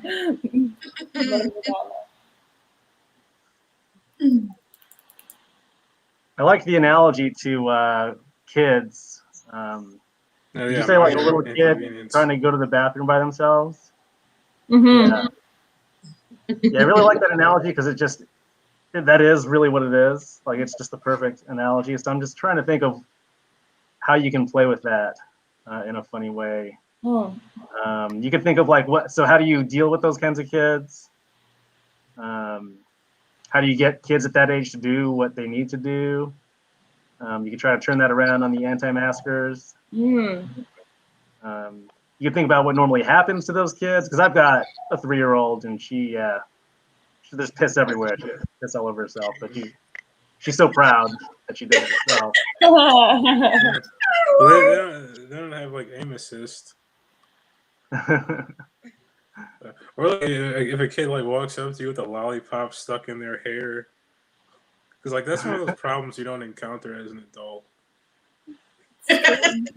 Hopefully. Yeah, exactly. Or maybe what the anti-maskers were as a kid. Like, you know, if their parents told them to throw their Legos to put their Legos away, did they like flip over the couch or how inappropriate they were as children? Okay. Okay. Or like anti-mask, like no, that was no, I'm not gonna say that. I was thinking, okay, I was thinking like you walk in and you're like, wow, hey, Auntie, I didn't know you were here, and then it's like, hi, I was just mask. Fucking idiot. It was an anti-mask. You're like the king of free association. Right? That's awesome. Any more feedback, you guys? Thanks, guys. That was great. Okay, we're gonna move on. Helene, Okay. you're up next. Scott told me I don't know. He either gave me a subject or I chose it, but it's teaching. So here goes. Huh? Teaching. Oh, okay. Okay. I thought he asked me, and I told him. Anyway, Well, what? this is where you just do whatever you want to do. You Yeah. know, if you haven't. I don't know. That's what I mean. I thought he gave me this, but anyway, it's my main routine anyway. I'll do it. So, Okay. So I was a New York City school teacher. I taught in the toughest school in all of South Jamaica, Queens. I mean, you walk in the school building and you see the school colors, black and blue and dried blood red. And that was on the teachers. You know, when we were young, we used to carve our sweetheart's name in the desk, the wooden desk, when they were wooden. These kids carved their sweetheart's name in their sweetheart. Very tough kids. And we had these readers when we were young. They were called basal readers. And they went like this: run, spot, run, see, spot, run, Dick and Sally, run, run, teacher, run, like that. Well, the principal said, you have to design a whole new curriculum for these children.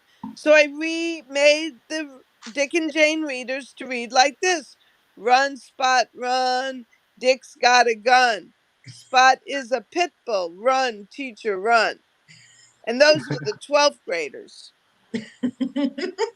But I'm glad I'm retired now, because you know I'm in New York City, and you know what the books would be rewritten as? Like this: run, spot, run, Jane's got a dick, see, spot, run, run, Sally, run. And I'm a clean comic, but I just say that joke. So also when I was teaching, the principal would say, no matter what happens in the classroom, everything is a teachable moment. You know, he's in there in his office, he's not surviving like I was. So I'm 5 feet tall, I'm breaking up a fight, and this kid goes, he choked me terrible. I said, stop. This is a teachable moment. You're using your adverbs incorrectly. He choked you terribly. And they never gave us money for supplies in my school. So when I was teaching measurement, I had to go home, bring in my bathroom scale, my Weight Watcher scale, and my cocaine scale. I'm only kidding. Scott would never have me on the show if I was like that. I never went to Weight Watchers. But they have a tray on top of their scale. You can put a banana split with some cherries, whipped cream, Fox's You Bet. Yeah, you know, famous people went to PS 140 Queens where I taught. And one was Carol Jenkins. She was a newscaster on Fox 5 News. Before it was Fox, it was just Channel 5. And then 2 NFL stars. And the ATM Bandit went to my school. That was his name in the New York Times. His name was the ATM Bandit. And I didn't teach him that. But one day, he was always lethargic, but one day he comes to school all excited. Teacher, teacher, I brought in the word of the day and show and tell. Glock, Glock. Well, he didn't shoot me, and he spelled it right, so I promoted him to 3rd grade. I didn't call the cops. So, yeah, teaching was exciting, but you know, they have something I don't agree with in the schools today, and I'm glad I'm retired. It's called the participation trophies. Everybody got an award just for showing up at school. That would have come in handy during my honeymoon. In fact, both of my honeymoons, because I was married twice. They participated, but very little was accomplished. And because I'm retired, I'm getting older, but I love getting older. Some people don't want to get older. I love it. Last year, when I blew out my candles, I was 69 years old, because I'm 70 now. I blew out those candles and I wished for 69. Now that we're in a pandemic, you young ladies, you have something to look forward to. They're called the varicose veins. They're like a rainbow on your leg. It's magnificent. I call mine the Google roadmap to adventure. This road takes you to the Sterling Forest, which I'll break that down. You probably do the Brazilian and all. The Sterling Forest is like the, like the Silver Lake. both have the same idea to it. And the other road takes you to the Dead Sea, if you know what I mean. And during a pandemic, I have a perfect excuse for this.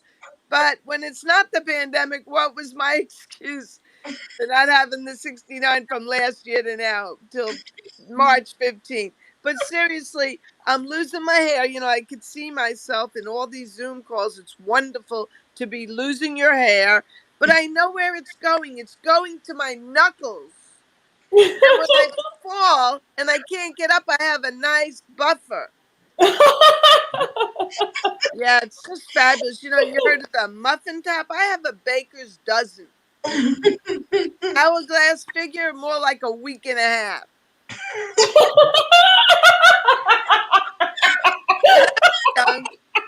When I was young, we used to sing the birthday song, and especially when I was teaching, they'd say, "Are you 1? Are you 2? Are you 3?" With my friends, we sing it like this: lumbar 1, L2, L3.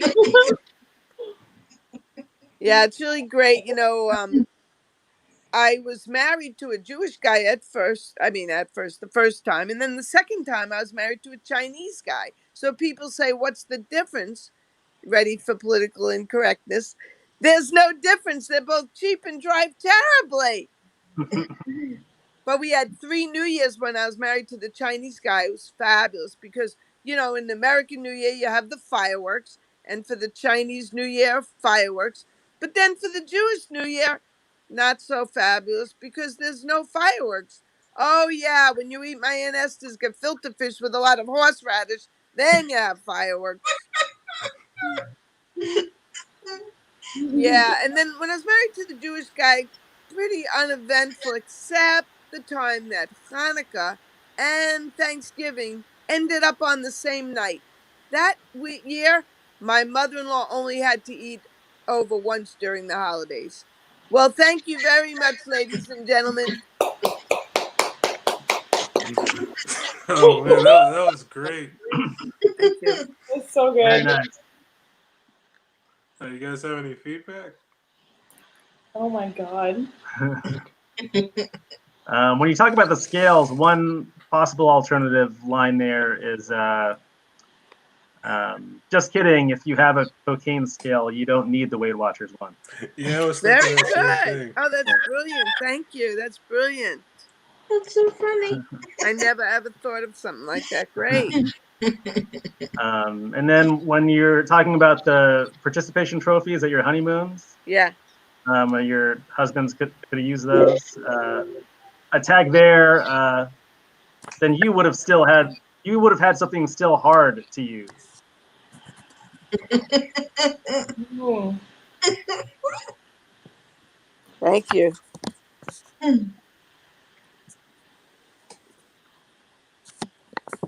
There's so many good things that I liked.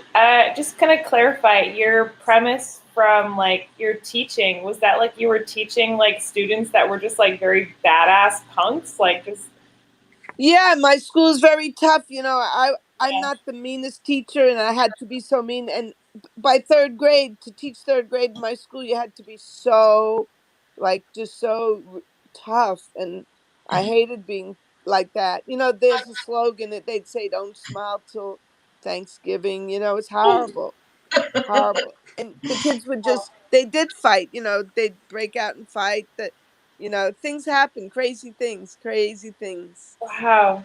They were badass. And Yeah. you know, once a kid stole, and I'd say, like, you're not a good robber because you got caught, you know. Or I'd say, you know how I found out who did something? I'd say, did you take it in your right hand or your left? And that would throw them off, and they'd say my right hand, and then they'd realize they just admitted Oh guilt. my god. And that wasn't a joke. That's true. And then you give them a grade? You know, they stole things. I had like a lot of things taken. And I have a joke like they picked their teeth. Hey, that's my car antenna. You know, parents following you out to your car. These are second graders, you know. Wow. A fourth grader did bring a gun to school. That same boy who was in my class at second grade, and I didn't teach him that either. Good to know. Huh. Interesting. Yeah, there's so much there that you say, and there's so much even more you can go. I'm sure, like like the kinds of posters that are on like elementary school walls, like like shoot for the moon, even if you miss, you land amongst the stars. Like you can kind of like, well, we had different versions, like like just do a whole like thing on. I That's was like, great. or That's something great. something you do from gym class, like how to. Oh God, I don't even know. Like, My friend has a joke. He taught. He was in a tough school, and he says when they played dodgeball, they used a real dodge. yeah. Great. That's Yeah. awesome. Oh man, the kids were surprisingly good at chemistry. Who knew? Like, Oh yeah, I have a joke about that. This kid melted crayons on the radiator, and I said, you know what he grew up to be, and he came for career day, the biggest crack cocaine methamphetamine dealer. But it all came from true story. He really did melt crayons on the radiator. with a part-time job as a candle maker. Ah. That's funny. Wow. Their homework was to come to school next day. Yeah, I loved your hourglass and said week and a half. It's so absurd, but like it sounds so good. Like my ears just fucking chuckle. Your knuckle hair is a buffer for falling is also super funny. Like other uses for knuckle hair, like like I don't know if you want to like shine things or. Oh my God. Thank you. That's great.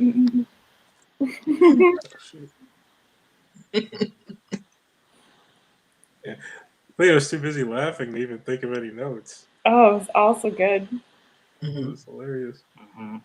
I loved your everything's a teachable moment. You corrected the grammar in the fight. Like you could even say like their choreography is all wrong too. Oh my God. Mm. Yeah, good set. Yeah, that's great. Thank you. Thanks for all your feedback. Brilliant. Cool. EJ, you're up next.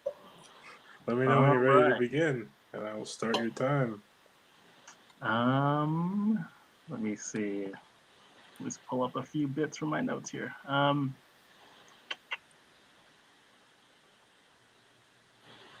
Yeah, all right, I'm ready.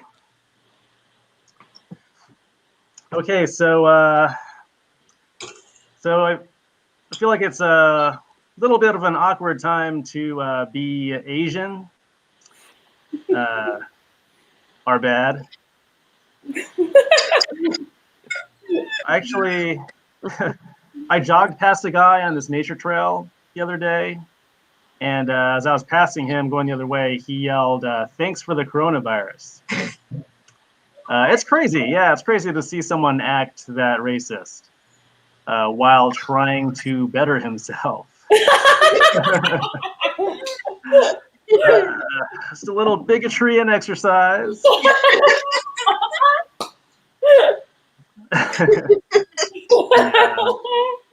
Goes to Klan rallies. He carpools in a Prius, I guess. My ex-wife ended our marriage unexpectedly last year. Well, she was probably expecting it. And on the one hand, like I was totally devastated, but on the other hand, I do love a good plot twist. My ex and I actually worked together as psychologists, and it especially hurt actually that the separation came out of the blue, because like all of a sudden I had to reckon with being a bad husband and a bad psychologist.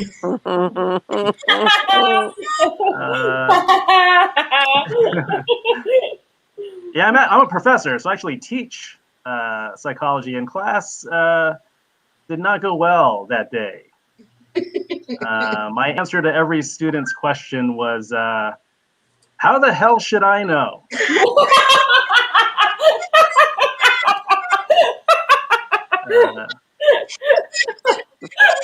Maybe she's just a bitch.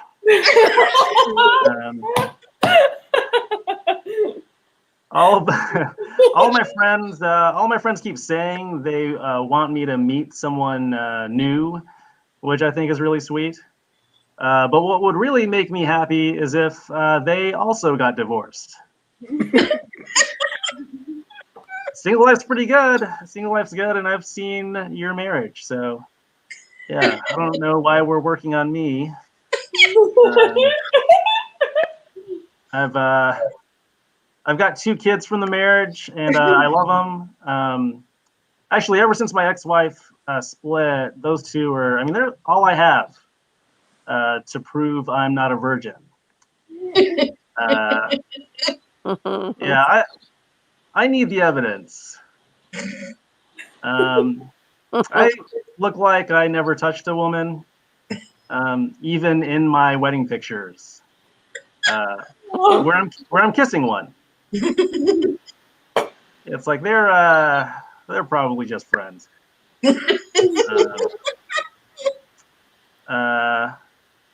Yeah. Okay. So a few years ago, there were these incels, these involuntary celibates, who were so sexually frustrated they're committing mass murder. Do people remember this? Yeah, that's crazy to me because I was a virgin well into my 20s, and that's why they invented rap videos and doors that lock. Killing people out of sexual frustration is really crazy to me because we've all experienced post-orgasm clarity, right? Like, ugh, did I really just subscribe to that website? What am I going to do with all these socks? Can you imagine that for one of those incels? Just like, ugh, I was about to murder Rebecca.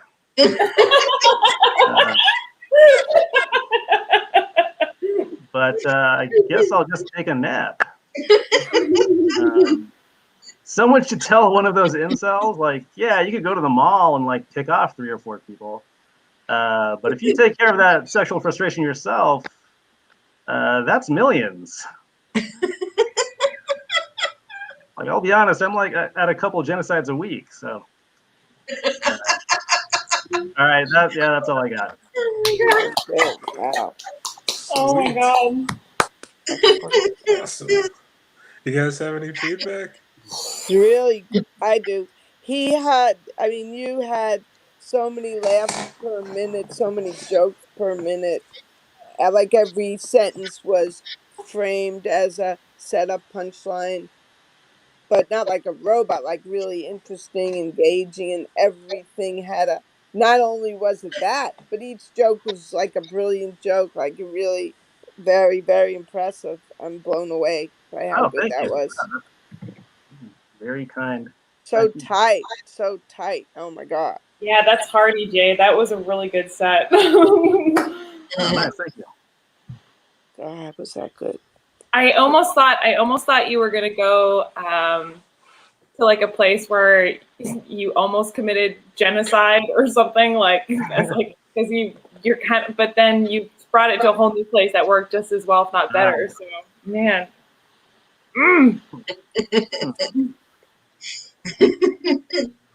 I loved when you were yelling at the kids when they ask questions. How that opened up, So good. It was. I mean, just maybe set up with some questions that they ask, a legitimate question, and then, just these more crazy responses. And so, they all failed anyway. right? They all failed that semester. Oh, and then your friends that they're trying to set you up. You're I've seen your marriage while we're working on me. Yeah. Oh, good. Yeah. Maybe more examples. That's something I want to do more with, and I don't know what to do with that. Yeah. Yeah, maybe about their if one, doesn't have a good job or something like that. You're unemployed for your second year in a row, but You're worried about my love life. Hmm. Hmm. Yeah, I could get specific there. That's true. Or what if their marriage was like weirder than it was like someone had used a demonic ritual to like raise someone from the dead, and like they were bound to them through a rune. Uh, I don't know. Like I've seen your marriage, buddy, and no thanks. Or I was also thinking when you said, "What am I going to do with all these socks?" I pictured like a kid like Santa Claus later, like being about to leave shit in stockings, and be like, "Well, what the fuck?" Yes. Like someone's on the naughty list. I'm wondering if you want to spin off of the after you lose it on the kids in your class, like if you want to say that you're teaching new courses like manipulation and like gaslighting. Oh yeah, that's good. Toxic relationships. Mhm. Oh man. I'm writing a book, 10 signs you've been fucked over. Yeah, I don't know. Men are from Mars, women are from hell. Oh yeah, yeah.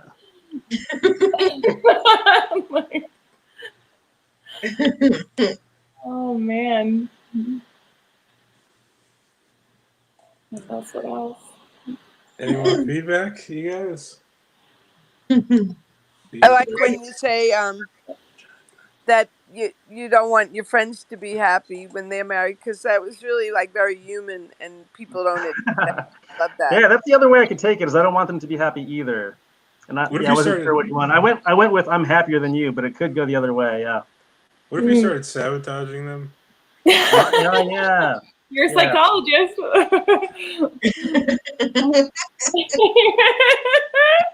Hand them your new book. Not a good husband. I like when you said, "I'm not a good husband or a good psychologist." Something like that. Oh, that's actually something. If you give your friends like advice, so like maybe they're trying to give you advice, and then maybe you can you like say, I'm sure you'd have better words for it, but like something psychology back that casts doubt in the relationship, like, oh, I noticed your wife was like not paying enough attention, or like something. Right. They'll say it better, but like just Yeah, there could be a funny conversation there. They're trying to set me up with someone, but I'm trying to split them up, and we're just getting Yeah. advice. I noticed you set me up with someone who's your type. Like, I don't know. I know your husband doesn't put the seat down. Are you going to tolerate that any longer? Right. Maybe they should start, and then for your incels, like maybe they should start programs on like promoting masturbation, like signs and charts. Like, hey, Right, yeah, like they need to be taught how to do this. Yeah. be a public service announcement, like Vaseline. It's not good just for cuts.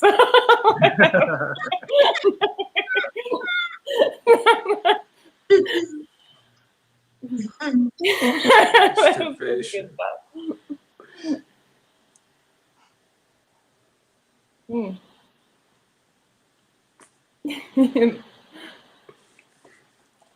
Oh man, you guys have any more feedback? Mm-mm. Great, thanks a lot. Thank you again. Thank you for Great masturbation. Cool. Fuck, I had something, but I lost it. Okay. Now I guess it's my turn again to tell some incredibly well-written jokes. Okay. So here we go. Yeah.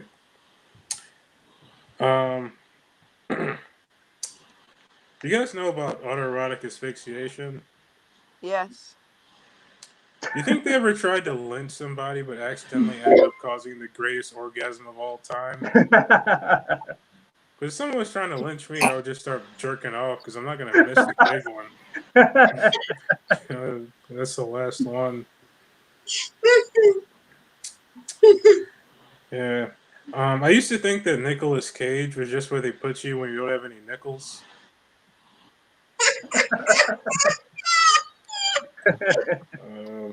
When I was a kid, I used to have a pet turtle, but then it died. And I kind of forgot because it was around the same time my Xbox died, and I felt way worse about that. Wait, did I say Xbox? I meant parents.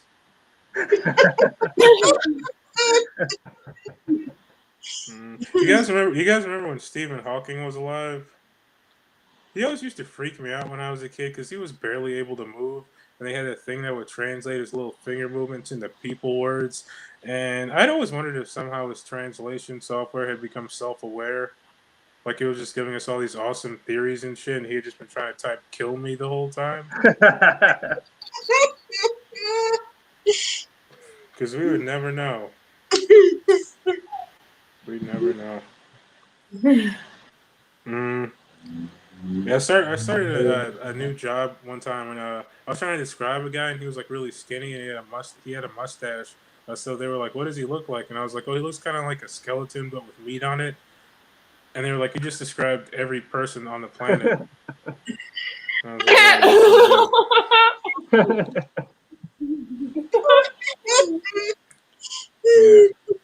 Everybody I work with always thinks I'm too serious. So one day I was like, I'll show them. So I walked up to a random guy and I was like, hey man, do you think that if they start like arresting people for jaywalking, you're blinking too slow and making you feel stupid because they're blinking slow because they want you to know that they think you're stupid? If they take all those people and they put them in like a big ass coliseum full of cameras, they don't feed them for a few weeks, they make them all fight to the death, and their prize is to get to eat the people they kill, and that's all they get to eat. You think that'd be on like regular TV or like a subscription service like HBO? And he was just like, "No, I think it'd be like Amazon or something." He just like walked away. So then the next day, I walked up to a different guy and I was like, "Hey, man, do you think that pregnant women are the turduckens of cannibalism?" And he was just like, "Nope, nope," and he just like ran off. Yeah, one time they were all getting food and they were like, "Hey, you want anything?" And I was like, "Oh, where are you guys going?" And they're like, "Oh, we're going to Wendy's." And I don't like Wendy's because their hamburgers are square. Because I don't eat anything with corners because I don't want to cut myself. Plus, there could be anything hiding around those corners. You know, there could be like a robber. Like you open it up, a robber hops out. He's like, "Give me all your money." And you're like, "Oh fuck, I spent it all at Wendy's. All 4 of my dollars." Yeah, I recently found out that someone I know is a Holocaust denier, which is weird. Because out of all the conspiracy theories, that's got to be the least fun one. You know, they're like those theories that are like 9/11 was orchestrated by dimension hopping tarantulas wearing capes. Because if you can picture a tarantula in a cape, that's got to be the most sinister image your mind can conjure without you going insane. Because it's got to be one of those capes with like the collars on it and shit, like the kind vampires wear. And they wear those collars because they're really good at soaking up blood. And you flip that thing up, you got yourself a blood funnel. Ugh. Yeah, but you know how every time there's like a big shooting or something, they're like, "Oh, it's guns' fault. We got to take guns." What if after 9/11 they were like, "Nope, planes are too dangerous. We're going back to blimps." Because imagine 9/11 with blimps. Like everybody be like, "Oh, that was such a terrible tragedy. Everybody on that blimp died, and nobody else because it was a fucking blimp." It just kind of smushed into the side of the building and melted. I think it's still dripping if you want to go take a look. A big old drip of blimp goop just trickling. Yeah, but apparently after World War II, a lot of Holocaust deniers started popping up. And that got me wondering if after World War III, there are going to be a lot of nuclear Holocaust deniers. Like I'm picturing a guy with 3 heads, and he's like, "Did that shit really happen?" I don't know. I think non-mutants just made it up to steal all our flaming piles of radioactive skulls. All right, thanks guys. That's it. Any feedback? I have an idea. When you said skulls just now, would you ever consider a callback from when you described the person who beat you up? Wasn't he just a guy who looked like a skeleton Huh? with meat on him? Well, yeah, but I didn't say anything about getting beat up. I don't think, or did I?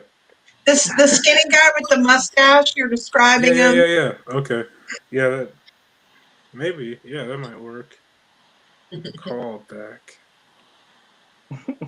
Just because I heard you say skull and I thought of the skeleton. Hmm. Yeah, that might be a thing. I might try that. Oh, you could say a skull with a mustache trying to beat me up or something like that. Hmm. Thinking. Did you I say he love. beat you up? I don't know. Did you say he beat you up? I don't believe so. Oh, sorry. Someone was mugging you or something where you said you described the guy. I thought he did something to you. Well, I don't know. Maybe I blacked out for a minute. No. Whatever you said, the guy, you described the guy with the skeleton Yeah, with yeah, yeah. I know meat what you on. mean. Yeah. Okay.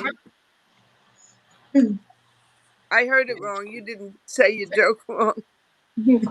I love the blimp image. I thought that was so great. I wonder if just going along the train of thought you were doing, just going one step further, it's like the blimp crashed into 9/11.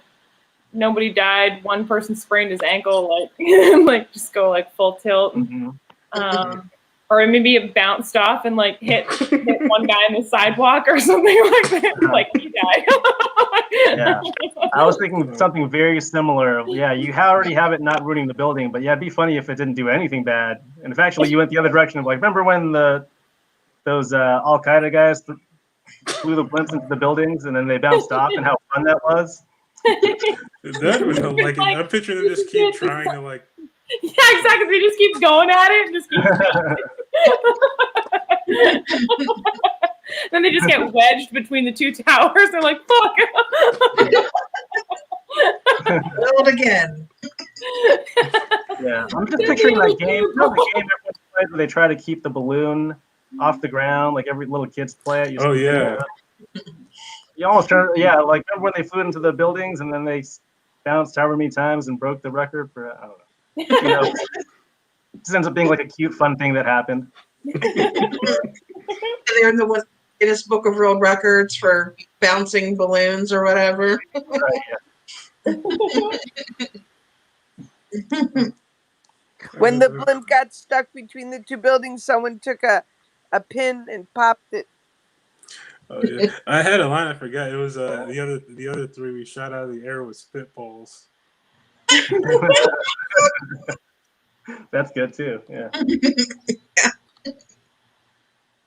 I like the absurdity too of like denying the Holocaust. I'm wondering if you're like, maybe you can try and convince the guy that gravity doesn't exist either, so he floats away.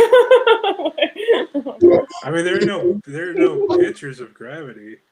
No, I'm joking. But yeah, like fucking. That'd be funny if you didn't believe in anything and just like stopped existing. Funny. That's funny. I do like just the laziness of Holocaust denial as like a conspiracy theory. It didn't happen. That's it. Like That's very weird.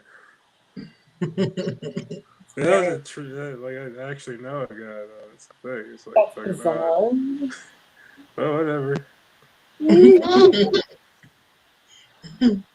live in a slightly happier world. Mildly, anyway. I think we were talking about the guy with the three heads, and maybe because I think you were talking about the denier with that. Maybe if the three heads were like arguing, like that two of them believed and one of them didn't. Yeah, that's funny. Yeah, that'd be interesting. Oh yeah, that would be perfect for like a rule of three. Mm. I never thought about that.